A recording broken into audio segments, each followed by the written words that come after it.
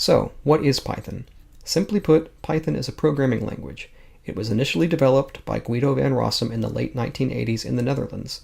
Guido continues to be actively involved in guiding the development and evolution of the language, so much so that he's been given the title Benevolent Dictator for Life, or more commonly BDFL. Python is developed as an open source project and is free to download and use as you wish. The nonprofit Python Software Foundation manages Python's intellectual property and plays a strong role in promoting the language, and in some cases, funding its development.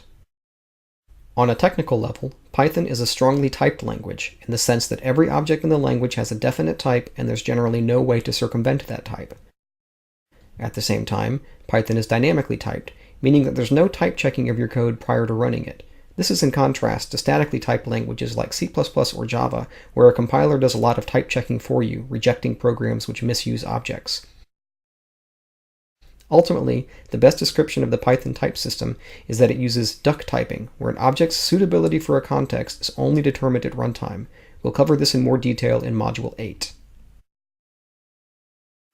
Python is a general-purpose programming language. It's not intended for use in any particular domain or environment, but instead can be fruitfully used in a wide variety of tasks.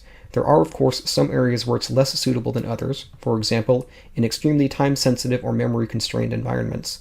But for the most part, Python is as flexible and adaptable as many modern languages, and more so than most. Python is an interpreted language. This is a bit of a misstatement, technically, because Python is normally compiled into a form of bytecode before it's executed.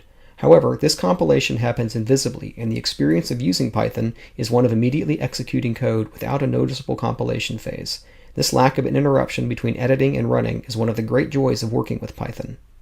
What we see here is the development of a simple Hello World program that goes from being a very simple print statement to being a function that takes a parameter, to being a function that takes a parameter that's drawn from the command line. The syntax of Python is designed to be clear, readable, and expressive. Unlike many popular languages, Python uses whitespace to delimit code blocks, and in the process does away with reams of unnecessary parentheses while enforcing a universal layout. This means that all Python looks alike in important ways, and you can learn to read Python very quickly. At the same time, Python's expressive syntax means that you get a lot of meaning into a single line of code. This expressive, highly readable code means that Python maintenance is relatively easy. What we're watching here is the development of a simple word counting function. As you can see, the function is easy to read even if you don't know the specifics of Python's syntax. There are multiple implementations of the Python language. The original, and still by far the most common implementation, is written in C. This version is commonly referred to as CPython. When someone talks about running Python, it's normally safe to assume that they are talking about CPython, and this is the implementation that we'll be using for this course. Other implementations of Python include Jython, which is written to target the Java virtual machine, IronPython, which targets the .NET runtime, and PyPy, which is written in a specialized subset of Python called RPython. These implementations generally trail behind CPython, which is considered to be the standard for the language. Much of what you will learn in this course will apply to all of these implementations. There are two important versions of the Python language in common use right now, Python 2 and Python 3. These two versions represent changes in some key elements of the language, and code written for one will not generally work for the other unless you take special precautions.